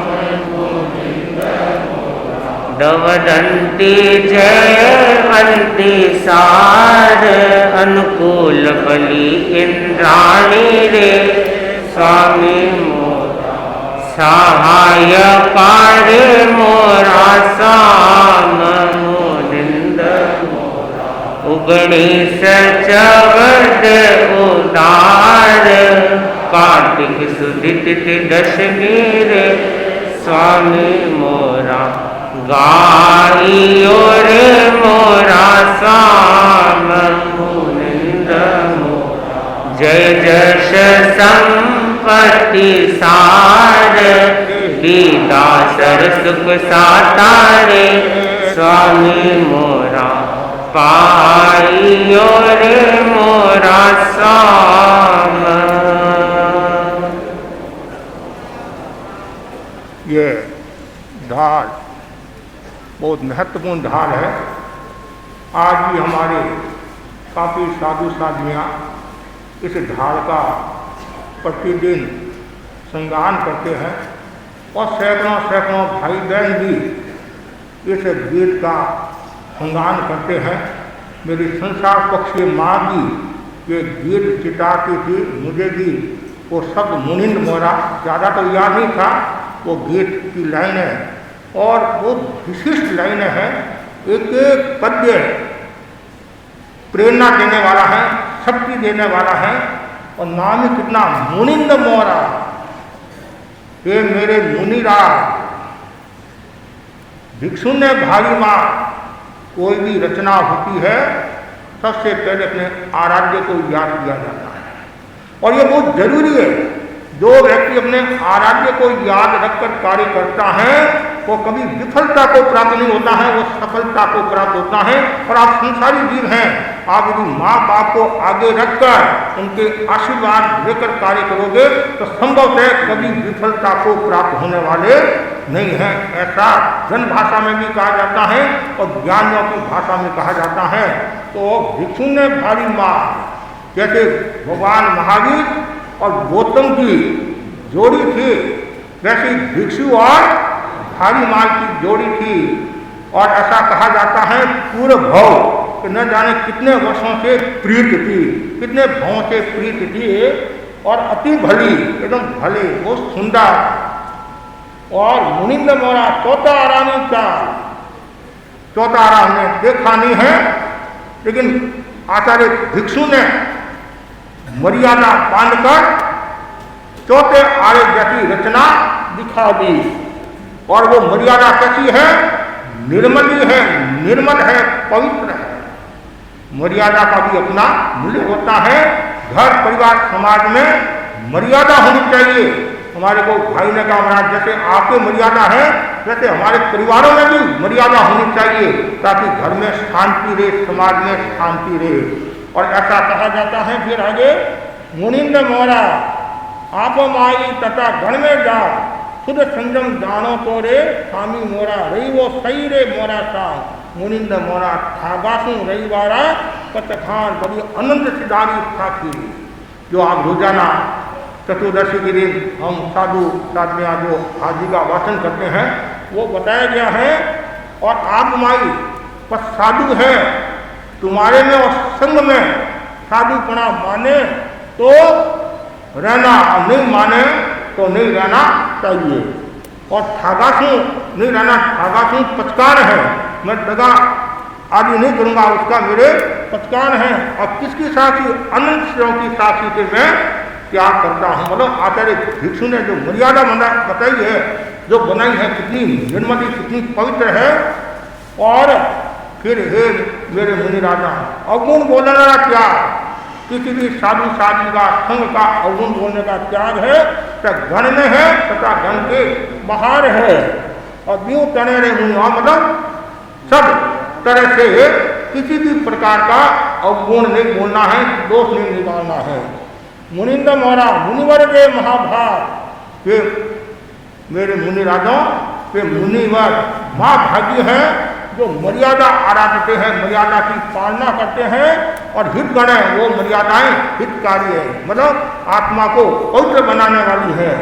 और मुनिंद मोरा तीजे पट ऋषि राय, तीसरे पट कौन हुए हैं? ऋषि राय हुए हैं। इनको बाल ब्रह्मचारी भी कहा जाता है और रायचंद्र स्वामी भी कहा जाता है।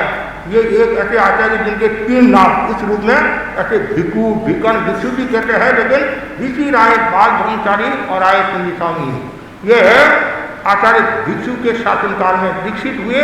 और आचार्य भिक्षु की परम कृपा थी। और जब आचार्य भिक्षु ने कहा था कि रायचंद मोह मत करना, मैं क्यों मोह करूं? अब वो छोटा एक बालक है, आप अपनी आत्मा का उद्धार करे हो, आत्मा का कल्याण करे हो, तो मैं मोह क्यों करूं? ऐसा कहा जाता है कि संकेत में क्यों, तो हमारी तो मर्यादा है। ऐसा लगता है भारमणि स्वामी को संकेत कर दिया, ऐसा लगता है संकेत कर दिया, घटना लंबी समय की सीमा है। और हेसी सुखकारी, और हेसी स्वामी भी सुखकारी है। मुनि पिता ने मोरा था, फिर मुनियों के पिता के समान समझिए, जैसे पिता सबकी रक्षा करता है, जैसे खेची स्वामी की आप विशेष साधु, इतने बड़े ज्ञानी और आत्मा की सेवा की तपस्वी साधु छोटे छोटे साधुओं को पानी पिलाते थे। और साधु बोलते महाराज आप क्या करते हो? भाई मेरे तो कोई दूसरा काम नहीं है, तो ये निर्जरा का मुझे भी मौका, पर ऐसे सेवा करते हो। और भिक्षु स्वामी की उन्होंने कितनी सेवा की है मनोयोग के साथ, और बार बार आप सुनते भी हो। एक बार आचार्य भिक्षु को लघु शंका के लिए उठना पड़ा तो खेची स्वामी ने सहज स्वभाव से कहा, स्वामी ने आपको बार बार उठना पड़ा, तो स्वामी जी ने उस बात को अन्यथा ले ली, दूसरे रूप में ले ली। अब वो स्वामी जानते हैं, उनके मन में क्या था कि आज भी मेरे को उठना पड़ा तो तुम्हारे को जगाने का क्यों? वो ये क्या सोचता है, जितनी बार ये उठेंगे उतनी बार मेरे को परिष्ठापन करना पड़ेगा, मेरे को बाहर जाना पड़ेगा, तो आज भी ऐसा काम पड़ गया तो तुम्हारे को उठाने का क्या, मतलब जगाने का क्या? वो भी कम नहीं थे, वो तो उन्हीं के शिष्य थे। स्वामीनाथ आपके उठाने का जगाने का त्याग है तो मेरे सोने का ही त्याग है। और आप होते तो क्या कहते, एक तो मैं सेवा करता हूँ, कुछ लाभ और मारता, लेकिन वो विनीत शिष्य थे, आत्मा की थे।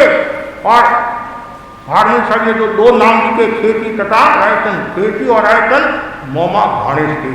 तो ये हमारे मतलब मुनि पिता मतलब पिता के समान समझ सकते हैं, पर श्रेष्ठ थे। और मुनिंद्र मोरा समदम उदरी सुहाय, और हमारे हेमराज स्वामी के बारे में वो सम दम और उदरी सागर के समान सुहावने हैं। और मुनि हेमराज स्वामी, भागवती स्वामी, खेसी स्वामी और रायत्री स्वामी, इन चार के बारे में बताया गया है। एक भव करेंगे और फिर दीक्षा लेकर कर्मों का अक्षय करके मोक्ष को पधार जाएंगे। और दीक्षित स्वामी ने भी कहा था नहीं कि धार्मिक तू तो मेरे से भी ऊंचा जाएगा। तो जैसे शासन प्रभाकर के अनुसार, हीर विजय जी के अनुसार आचार्य भिक्षु पंचम देवलोक के इंद्र है और ये 12 देवलोक में उप इंद्र है, 12 देवलोक में। और फिर का तो मोटा अणगार मैंने महाविजय क्षेत्र में मोटा अणगार के दर्शन करेगा। तो ये सब बातें कौन कह सकता है? तो पूर्व भव की प्रीत और साधना के बल पर यह सब बातें हो सकती है। तो खेची स्वामी, रायचंदी स्वामी, हेमराज स्वामी, ये सब आचार्य भिक्षु के अंतेवासी शिष्यों में थे। और हेमराज स्वामी के बारे में बताया भिक्षु स्वामी ने, अरे धार्मल इतने दिन तो मैं था और तुम्हारे हेमड़ा है, कोई टेंशन की बात नहीं है। और हेमराज स्वामी भी बड़े प्रभावशाली हुए हैं। उनका जन्म दीक्षा स्वर्गास्थ सीरियल में हुआ। वो वाग्देवता परिवार से थे, अच्छा वाग्देवता परिवार से थे। और ऐसा कहा जाता है, समझाना की अद्भुत कला थी। जब गृहस्थ जीवन में थे, व्यापार के लिए जाते खानों में आदि में, तो लोगों को इकट्ठा करके उनको दान दया और परंपरा के बारे में बताते थे। और स्वामी जी ने कहा, अरे हेमरा दीक्षा लेती के तुम्हारे बढ़िया, ऐसी ऐसी बातें भी। और एक बात की बात है, हेमराज स्वामी के पास में भाई आया और तो हमारे पास तो आएगा, क्या की बात करेंगे और तो क्या स्वयं की बात करेंगे। तो कहा रात्रि भोजन का त्याग कर ले, रात्रि भोजन का। तुम्हारा रात्रि भोजन का त्याग तो मैं कर सकता हूँ, लेकिन रात्रि भोजन का त्याग करने का मतलब है चंद्रमा को मैं नाराज नहीं करना चाहता हूँ, चंद्रमा को मैं नाराज नहीं करना चाहता हूँ, इसलिए मैं भोजन करता हूँ। अच्छा, तो दिन का त्याग करे, दिन का भी मैं त्याग कर सकता हूँ, मेरे में ताकत है, शक्ति है, तो मैं सूर्य नारायण को नाराज नहीं करना चाहता हूँ। हेमराज ने सोचा ये भी जोरदार लीला, तो उसको पता नहीं ये हेमरा है। और हेमराज स्वामी ने कहा ठीक है, तो न तो दिन का त्याग कर न रात का त्याग कर, तो ऐसा कर अमावस की रात का त्याग कर ले। तो अमावस की रात में न तो सूरज नाराज होने वाला है, न चंद्रमा वो फंस जाएगा है। तो वो उनको पता नहीं हेमरा है। और हेमरा बड़ा ही गजब का और शक्ति संपन्न था। उसके बाद में मुनिंद्र मोरा जय जस करण दीहा, दीप गणी दीपक सारे स्वामी मोरा महामुनि। ये जो दो मुनियों के बारे में बताया गया है, ऐसा कहा जाता है ये हाँ विक्रम संवत 1898 की बात है। कितनी? 1898 की बात है। विदेह क्षेत्र आचार्य जय जस करण की सभा में एक प्रश्न आया कि भट्ट क्षेत्र में 5वां आरा है, 5वें आरे के जन्मे मनुष्य केवल ज्ञान को प्राप्त नहीं होते हैं और बिना केवल किसी को मुक्ति नहीं मिलती है। तो सुना है वहाँ क्रमश धर्म संग क्षीण प्रभावहीन होता जाएगा, भस्म ग्रह और धूमकेतु अपना असर दिखाएंगे। तो क्या भट्ट क्षेत्र में अंधेरा हो जाएगा, धर्म मार्गहीन मानव भटक जाएगा। तब आचार्य जस और जसकरण ने विस्तार के साथ विस्तार के साथ में भिगंडी के बारे में बताया कि और 13पंथी विशेषताओं के बारे में बताया। ध्यान से सुनने की बातें हैं, खूबियां बताते हुए कहा चिंता मत करो। मैं कहता हूँ no tension only your tension, चिंता मत करो। भट्ट क्षेत्र में दीवो तारंग शरण गई जोई पैठा दीप त्राण शन गति ज्योति की प्रतिष्ठा आज भी है। शुद्ध सम्यक और निर्मल चारित्र आराधना का अर्हत मार्ग सुगम है। इनमें निगंतम पायम सत्यम अनुत्तरम केवलम परिपन्नम नेयावयम संशुद्धम प्रगतम सिद्धिमगम मुक्तिमगम निदानमगम निमाणमगम अवितय भविसंधि सब दुख पहीन मंगम मग्गम। ये निगंत प्रवचन सत्य है, अनुत्तर है, एक ही है, परिपूर्ण है, न्याय मार्ग है, पूर्ण शुद्ध है, शल्य को काटने वाला है, ये सिद्धि मार्ग है, मुक्ति मार्ग है, मोक्ष मार्ग है, निर्वाण मार्ग है, अविचक्र है, शाश्वत है, अविच्छिन्न है, सब दुखों का अंत करने वाला है।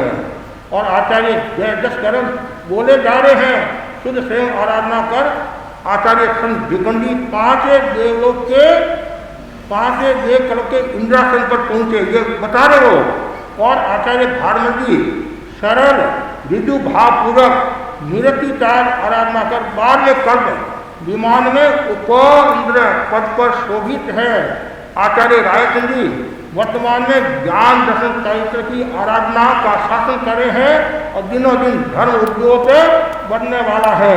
तो ये वहाँ सब ये आचार्य कह रहे हैं। तो ऐसा कहा जाता है परिषद में स्वर्गीय तपस्वी भीमजी स्वामी का आत्मगौरव जागा और उन्होंने तपस्वी अमित चंद जी स्वामी सनत कुमार उपेंद्र को प्रेरित किया और तपस्वी अमित चंद जी ने यहाँ आकर उद्योग किया और बताया। महान यशस्वी आचार्य जय जस करने विस्तार से उपरोक्त विषय ख्याति की है और गुण सिंधु तपस्वी अमित चंद जी ने प्रत्यक्ष होकर दशाव देते प्रकाश किया, जानकारी दी। इस धर्मोद्यम में जुड़े पांडव भीमसेन के महाबली साहसी तपस्वी भीमजी स्वामी विक्रम संवत 1898 चैत्र कृष्णा द्वादशी को भिक्खु गुण घाट 2 में लिखे ये पद्य उस दिन की यादगार है। यह जस और ऐसी दीप और दोनों आचार्य एक बड़े और एक छोटे आचार्य हैं और उनका दोनों का बहुत प्रभाव और ये जो बातें बताई है और देवता के योग से सदाशिव को और सदाशिव और ये तो व्याचार्य से भी कई बात प्रत्यक्ष बातें होती थी। तो ये उसके बाद में मुनिंद मोरा गणपति में फिरता विदेश क्षेत्र प्रगतियारे स्वामी मोरा महाधुनी, ये दोनों आचार्य का विदेश क्षेत्र में महाविदेश क्षेत्र में। अब मुख्य जो 5 जैसे विघ्न हरण आता है अभिराशि को नमे है, तो वैसे 5 जो हमारे महान तपस्वी संत आत्मा की पाप गुरु जो संत हुए हैं उनमें मुनि अमित चंद जी अणगा, ये मेवाड़ के थे, बिलुन मेवाड़ के थे और ताके परिवार से संबंध रखने वाले थे और बड़े ही आत्मा थे और पाक भीरू थे और जिस जयाचार्य की वो सेवा करते थे। अंत्यवासी शिष्यों में वो एक थे, आत्मार्थी थे, तपस्वी थे और शीत काल में सर्दी को सहन करते थे और उष्ण काल में आतापना लेते थे और समय समय पर स्वामी जी जयाचार्य उनको मर्दापित भी करते। और अमित चंद जी स्वामी के बारे में भी बताया जाता है। इसमें 2 बातें अलग हैं, एक सतीदादी स्वामी की आती है, एक जगह ऐसा भी आता है कि अमित चंद स्वामी पूरे भव में पिता थे और कई जगह पति का भी आता है, पति का भी आता है। तो वो बातें सदा सती को बताते और सदा सती भी व्याचार्य को निवेदन करती है। तो ये हमारे अमित चंद जी स्वामी बड़े प्रभावशाली संत हुए हैं। उसके बाद में ये मुनि जीत सहोदा भीम जबरदस्ती अविराट, ये जो 5 जो संत हुए ने उनमें सबसे बड़े संयम पर्याय के ऋषि के भीमजी स्वामी थे और बड़े प्रतापी थे और शासन की सेवा करने वाले तपस्वी संत थे।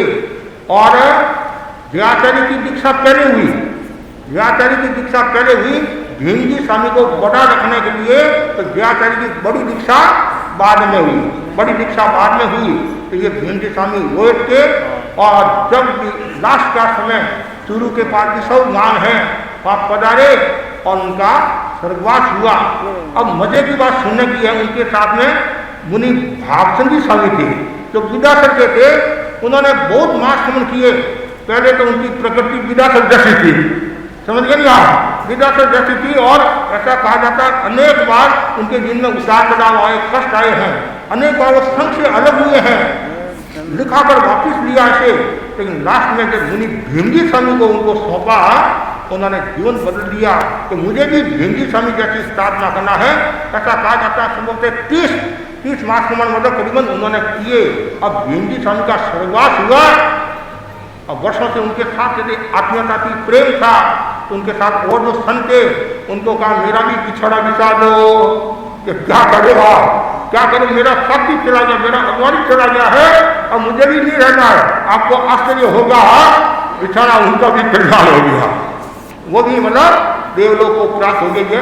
प्रसंगवश उनके साथ जुड़ा हुआ करके मैंने आपको बताया कि ये भीमजी स्वामी और उसके बाद में कोदर तपसी, अब कोदर तपसी का तो कहना ही किया, और उनको पखारिया महाराज भी कहते थे। पखारिया महाराज किसको कहते हैं, पानी लाने वाला होता है पानी, तो वो दोनों हाथ ऐसे पानी लाते थे, पूरे संतों का पानी गोसरी है, और इतने तपस्वी थे, अभिग्रहधारी थे, और कोई काम कराना होता तो ऋषि राय कहते कोदर को कि अमुक गाँव में जाना है और ये प्रति लेकर आना है, किताब लेकर आना है, तो वो भी वापिस सौदाबाजी की बात करते हैं कि मैं लेकर तो आ जाऊंगा, आप मेरे को जयाचार्य जीत मुनि के साथ भेजते हो तो मैं लेकर आ जाऊंगा।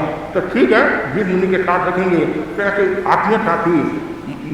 मध्य प्रदेश में बड़नगर के थे, और फिर वो समझ कर 13 पति बने, फिर दीक्षा हुई, दीक्षा के बाद में उन्होंने साधना की, और अभिग्रहधारी थे, अभिग्रह खूब करते थे, ऐसे अभिग्रह करते थे, और आज तो कल्पना के बाहर की बात है अभिग्रह। फिर उनका चुरू में मतलब स्वर्गवास हुआ, संसारा किया, तो अभिरा श्री अपो, और उसके बाद में हमारे जो भीम है, और उसके बाद राम सुख ऋषि रूढ़ो रे, राम सुख कौन थे पता है, सूरवार स्वाई माधुपुर, एक ही घर से 16 परिवार में से 22 दीक्षाएं हुई, 6 भाइयों ने दीक्षा लेकर, 6 भाइयों ने, और सजोरे भी कई दीक्षा हुई। ये राम सुख जी स्वामी बड़े ही प्रभावशाली संत थे, आत्मार्थी थे, पाप भीरू थे, और इनके बारे में बताया जाता है कि राम सुख जी स्वामी जहाँ भी जाते अलग प्रभाव छोड़ते,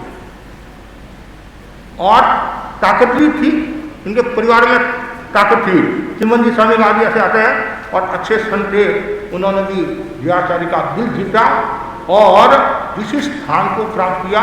उनका सर्वाधिकार अभिराशि को एक शिवजी स्वामी, और शिवजी स्वामी कहाँ के थे, हमारे मेवाड़ के थे, और मेवाड़ में लावा सदारगढ़ के थे, लावा सदारगढ़ के थे, और तपस्वी संत, वो भी तपस्वी संत हुए हैं, और उनके बारे में बताया जाता है उनकी तपस्या का आंकड़ा, केवल आंकड़ा आपको सुनाना चाहता हूँ।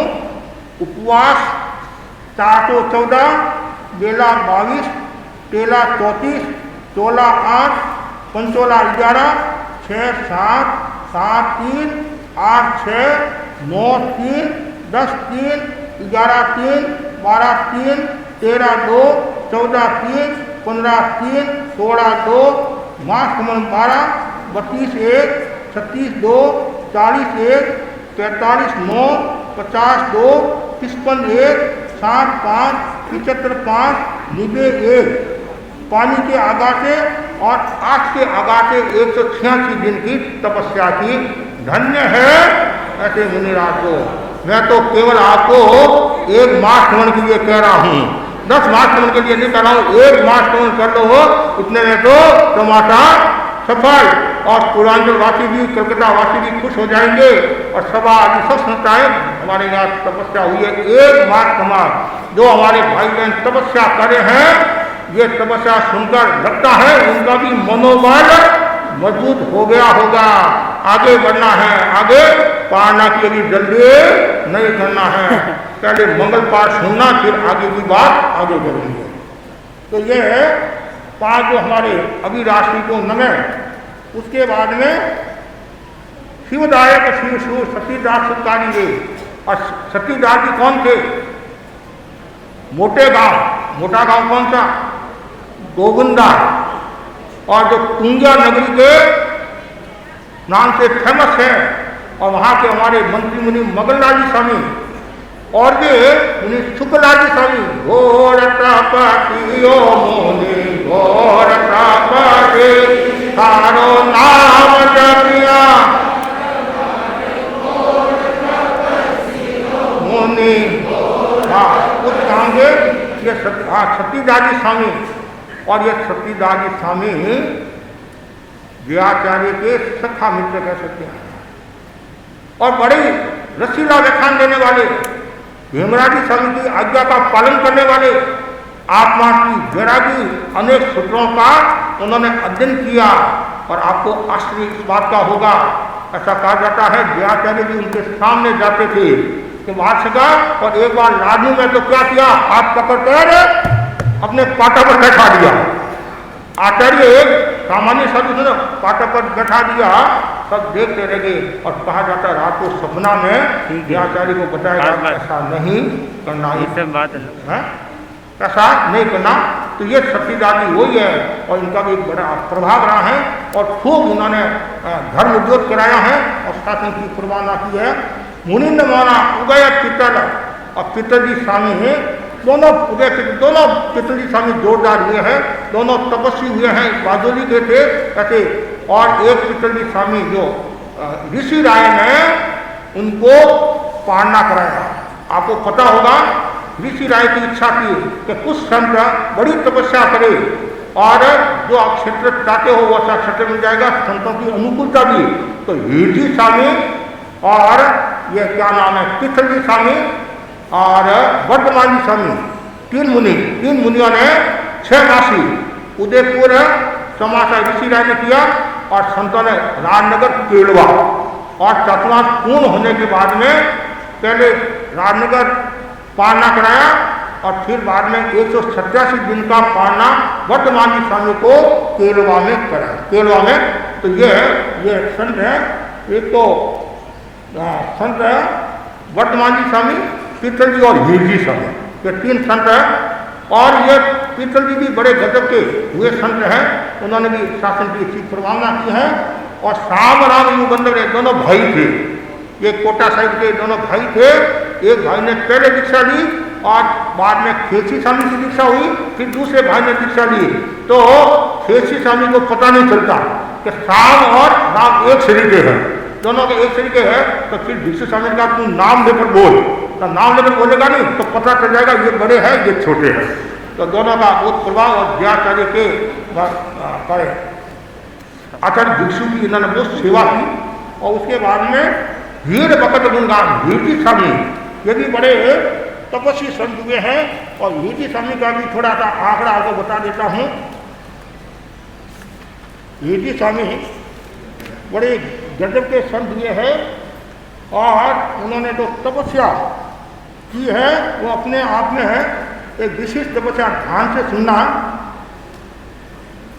28/2, 11/2, 12/1, 16/1, 18/1, 24/1, 31/2, 51/1, 58/1, 61/1, 62/1, 67/1, 75/1, 82/1, 120/1, 126/1, 135 और 186। और इसके अलावा 16, 58, 8, 31, 32, 31, 67, 24, 61, 135, 180, 120, 186, 110, 126, 162, 51, 11, 5 आदि 758। तो मैंने कुल ऐसे 13 आदि मतलब बड़ी तपस्या हुई है। तो अलग अलग नहीं 75, फिर 8, 18, 44, 4 अनेक तेले किए। ये हीरजी स्वामी का WB08S5119, WB08S5119, तुरंत हटाए जाने को। WB8E0079, WB08E0079, WB02AA7432, WB02AA7432, WB02AJ 3369, WB02AJ 3369, WB02AL 1683, WB02AL 1683, WB08, WB12B, सबसे ज़्यादा अंग्रेज बता दिया WB12B, है मदन 300। सबसे ज़्यादा ये अंग्रेज आ रहा है, तो अगर पुलिस ने केस दे दिया तो फिर आप मत बोलिएगा। हाँ, उसके बाद में तिरपाल और फतेह को तो आप जानते ही हो, बार बार हम सुनाते हैं, लेकिन आज परिषद है, एक घटना जरूर मैं बताना चाहूँगा। तिरपाल और फतेह के बारे में बताया जाता है, दोनों लांबिया के थे, मारवाड़ में लांबिया देवतान के बाद लांबिया के थे, और जयमली महाराज की संप्रदाय से आचार्य भिक्षु के साथ आए, और आचार्य भिक्षु ने भी इनका मान्य था, और तिरपाल फतेह ने भी भिक्षु को आचार्य के रूप में स्वीकार किया। और विक्रम संवत 1831 की बात है, और मुनि फतेह चंद स्वामी ने 37 दिन की तपस्या की, और घरों में घूमे, कुछ नहीं मिला। लास्ट में बाजरे की जो घाट होती, ठंडी घाट लेकर आए बाप और बेटा फतेह चले, और क्या और कुछ है नहीं है। आपको आश्चर्य होगा, सुबह तो पान न किया और शाम को देवलोक हो गए।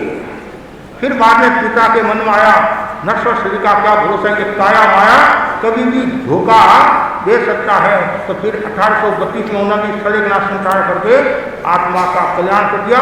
ये दोनों साधु ऐसे हुए हैं जो स्वामी जी के की साधना में योगी बने, और एक बार स्वामी जी निराश हो गए थे कि कोई समझ नहीं रहा है, आत्मा लेकर आत्मा का कल्याण करेंगे। तब तिरपाल और फतेह चंद जी स्वामी ने कहा, स्वामीनाथ आपके पास में ज्ञान है, समझाने की कला है, ये तब से आता तो हम ही करेंगे, ये तो हम ही करेंगे। तो वापिस है भिक्षु स्वामी त्याग हुए और लोगों को समझा, वो है तिरपाल और फतेह।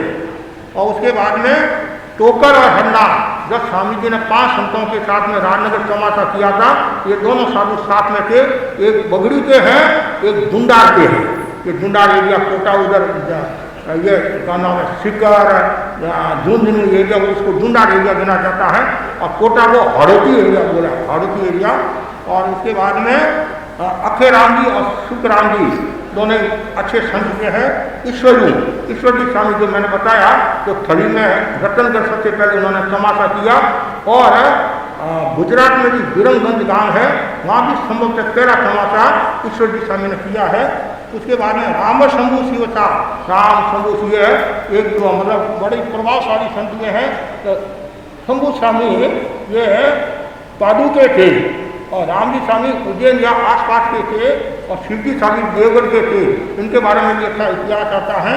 और मोती जी स्वामी शिवास के थे, और मोती जी स्वामी 2 हुए, एक बीकानेर के भी हुए हैं, और जयाचार्य के कृपा पात्र संतों में, और ये सब संतों के बारे में है। और जवान जी स्वामी भी, जवान जी भी 2 हुए हैं, एक तो गोगुंडा के जवान जी स्वामी हुए हैं, एक मारवाड़ के, ये तपस्वी हुए हैं, अच्छा काम करने वाले साधु। और उसके बाद में फिर कल्लू महागुणवान, कल्लू जी कौन, जयाचार्य के ध्यान से सुनना, मैंने भी पहली बार पढ़ा है। और कल्लू जी ने ऋषि राय से निवेदन किया, अब मुझे सलेखना करना है, आत्मा का कल्याण करना। तो ऋषि राय ने मना किया, कभी तो आप में शक्ति है, ऐसा बस मेरी आत्मा का कल्याण करना है, ऐसा कहा जाता है। ऋषि राय के समय भी तपस्या की, और फिर भीमजी स्वामी को रखा, और श्रीचंद जी स्वामी और गीतमंदी स्वामी को लेकर लाडनू की ओर ऋषि नारायण ने विचार किया। और यहाँ बताया गया है 1 महीने तक उनोदरी, केवल 1 फुलका, ध्यान से सुना महीना भया, ना होटल है ना कुछ है। और उसके बाद में 115 दिन तक 15 एकांत तप, फिर 7 खुले उपवास किए। उसके बाद में तेले लगभग 50, बीच में 8 बेले प्राय तोविया, पाना में उनोदरी, बेले के पाना में 1 फुलका, और तेले के पाने में 2 फुलका। और आज कितना खाते हैं? और भोजन में 4 द्रव्य, रोटी, पानी, साग और पापड़, न दरिया, न दूध, न उकाई, न और कुछ। ऋषि राय के विहार के पश्चात 5, 10, 15 और मास थमन का नियम कर लिया, मुझे ये तपस्या करना है। और आधा से या पास से पानी से ज़्यादा काम में नहीं लेना। और फिर 7 दिन 24 दिन बीच में किए और उसके थोड़ी फिर 3 मिनट और साधना की एकांतर, कभी कभी 8 कभी, और बाद में फिर अद्भुत जी उनकी जो भुआ थी, मतलब जयाचार्य की जो भुआ थी, जयाचार्य उनकी भुआ सास होगी नहीं, ननंद है, और ननंद होगी साकारी संसारा, और एक मतलब एक पहर में सिद्ध हो गया। एक कल्लू जी का इतिहास है। और उसके बाद में गंगा जी भी अलग अलग क्षेत्रों के हुए हैं। गंगा जी, एक गंगा जी हुई है, ये जो गंगा संबंध है चित्तौड़ की, इसमें भी 2 बातें आती हैं। एक गंगा जी पाली के बारे में भी आता है, उन्होंने भी खूब तपस्या की, उन्होंने भी मास कमन मतलब कई मास कमन किए। और इन गंगा जी चित्तौड़ वालों ने भी मास, ये संभव से गंगा जी चित्तौड़ वाले यहाँ है। और लास्ट में जयाचार्य और हुमराज जी स्वामी ने उनको सलेखना कराई और संसारा करा के आत्मा का कल्याण कराया। और उसके बाद में मुनिंद्र मोहरा गंगा ने सिंगारा जी भी अनेक हुए हैं। ये गंगा, ये आमेट के जो हरकू जी और सिंगारा जी माँ बेटियाँ, दोनों माँ बेटियाँ हैं। और आपको पता होगा जो दवदंती जयवंती जो 2 देवियाँ हैं, इंद्राणियाँ, तो इंद्राणियाँ हैं, 100 धर्म देवलोक में इंद्राणियाँ हैं, और उनकी सेवा में सहायक है ये दोनों सहायक हैं। और दवदंती और जयवंती का जयाचार्य के साथ में बहुत संपर्क है। और इसके पीछे कारण भी है, तो वो भी कभी अवसर होगा, तो आज तो समय हो रहा है। और जेता डोला और जेता जी भी प्रभावशाली हुए हैं। और डोला जी जो है, डोला जी ये नाथ द्वारा के खेसी स्वामी की भतीजी हिमराज की बेटी जी है। और जोता जी है, और जोता जी एक रावड़िया के भी हुए हैं, एक सूरवार के, जो मैंने आपको बताया नहीं, रामचंद्र स्वामी आदि। तो ये हीरालाल जी स्वामी के साथ में दीक्षा हीरालाल जी के घर से थे। और हीरालाल जी स्वामी कौन? तो डालगणी के दीक्षा गुरु हीरालाल जी स्वामी है। और इनकी जयपुर में दीक्षा हुई, और उनकी में रतलाम में जयगणी के साथ चातुर्मास किया। फिर बाद में वहाँ से विहार किया, बामणिया के पास में विहार किया। तो उनके पास में वजन खूब था, तो 7 दिन का हमारे को वजन दे दो नहीं। और फिर बाद में बैठे और उनका रास्ते में विराजे स्वर्गवास हो गया। और उसके बाद डोला जी और जोता, ये जोता है, ये माँ यश की धारणा करने वाली है, मतलब शासन की प्रभावना करने वाली है जोता जी। और उसके बाद में चंपा जी भी अनेक हुए हैं, अलग अलग चंपा जी बालोत्रा के हुए, चिड़िया जी के हुए हैं। तो यहाँ चंपा जी आदि बहुत समझदार, साधना धर्म संघ की प्रभावना करने वाली, कल्याण और सुख देने वाली, ये चंपा जी संभव थे। तलेसरा परिवार, नाथ द्वारा का जो तलेसरा परिवार है, ये अनोब मुनि की छोटी बहन थी। अनोब मुनि जो अनोब ऋषि का था ना, छोटी बहन, और 9 वर्ष की उम्र में इन्होंने दीक्षा ली। कितनी? 9 वर्ष की उम्र में इन्होंने दीक्षा ली, अनेक सूत्रों का अध्ययन किया, विरल साधवी, विशेष साधवी थी, ज्ञान ध्यान में लीन है। अंत में ऋषि व दिक्पाल जी के सहयोग से 1899 में किशनगढ़ में स्वर्ग, और जयाचार्य ने उनके लिए गीतिका बनाई और उनका खूब खुले मन से गुणगान किया। और उसके बाद में मुनिंद्र मोरा शासन महासुखकार अमर सूर्य अधिष्ठाय रे स्वामी मोरा दायकार मोरा था। और मुनिंद्र मोरा दवदंती जयवंती है, जो 2 देवियाँ मतलब इंद्रियाँ, और इनका बहुत मतलब ये दोनों आपके ध्यान में, दोनों सम्यक्ति है, अवृत्ति है, सम्यक दृष्टि है, और मिथ्या की आदि विघ्न पैदा करते हैं तो उनको ये रोकती हैं, और शासन का हित सोचने वाली है। तो इसलिए ऐसा कहा जाता है कि इनके बारे में बताया जाता है, इनको याद किया जाता है। और मुनिंद्र मोरा 1914 उदार कार्तिक सुदी तिथि 10वीं रे स्वामी मोरा गाइयो रे मोरा था। और ये जो रचना है ये विदाकर में 1914 कार्तिक सुदी 10वीं के दिन है। और मुनिंद्र मोरा जय जस संपत्ति सार विदास सुख साता रे स्वामी मोरा पाइयो रे मोरा था। तो ये बताने का कोई गलती हुई, त्रुटि हो, कोई दोष लगा हो, मिथ्या में निकलो। तो आज मैंने मुनिंद्र मोरा के इतिहास के बारे में थोड़ा सा संक्षिप्त में बताया, और कोई अवसर होगा और जरूर है इसका संज्ञान करना चाहिए। और आज के दिन संकल्प ले तो हम रोजाना दिन में एक बार मुनिंद्र मोरा की धार का श्रृंगार करेंगे, कीर्ताना करेंगे। और यदि आपको सीखना है तो हमारे संत सिखा देंगे, राग भी सिखा देंगे। और भाई बहनों को, कई भाई बहनों को राग आती भी है तो जरूर सीखे।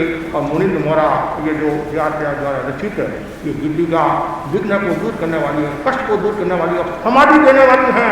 इसका बहुत बड़ा महत्व है। और एक एक शब्द पर आप ध्यान केंद्रित कर और चिंतन करते हुए उसका उच्चारण करोगे तो बहुत बड़ा लाभ होगा। इसी आशा के साथ ओम।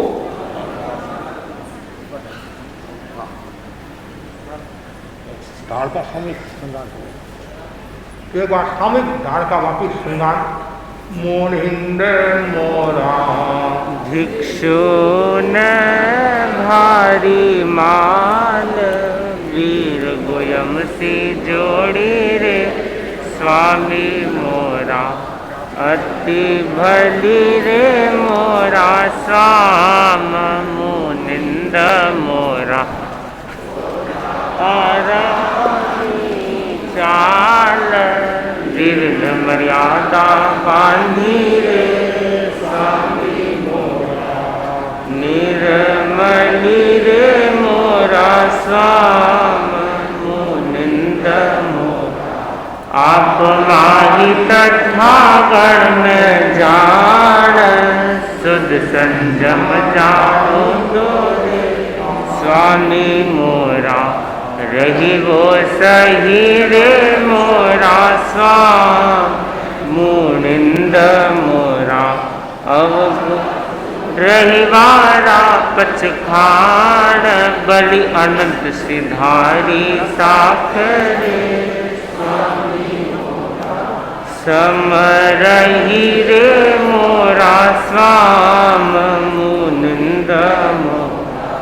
अवगुण बोलन त्याग, गण अथवा बाहिर रे स्वामी मोरा। बेहोतन रे मोरा स्वाम, मुनिंद मोरा। मुनिवर जे महाभाग, स्वामी मोरा। हित गण रे मोरा स्वाम, मुनिंद मोरा। तीज पट ऋषि राय, हित सीज सुखकारी रे स्वामी मोरा। मुनि पिता रे मोरा स्वाम, मुनिंद। समदम उदधि सुहाग, हजारी भारी रे स्वामी मोरा। गुण रतारी मोरा स्वाम, मुनिंद मोरा। जय जश करण जिहाद, दीप गणी दीपक सारे स्वामी मोरा। महामुनि रे मोरा स्वाम, मुनिंद मोरा। गणपति में श्रृंगार, दे क्षेत्र प्रगटिया रे स्वामी मोरा। महाधुनि रे मोरा स्वाम, मुनिंद मोरा। अनिय चंदन गार, माँ तपसी रागी रे स्वामी मोरा। गुण नीलो रे मोरा स्वाम, मुनिंद मोरा।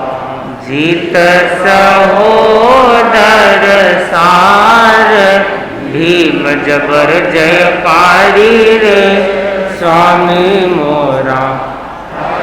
भलो रे मोरा स्वाम, मुनिंद मोरा।